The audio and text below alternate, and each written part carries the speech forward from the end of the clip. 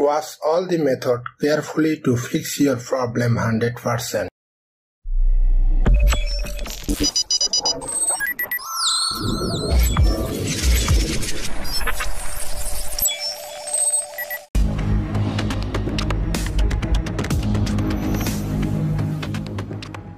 Just follow all the instructions of this video that you are watching on the screen.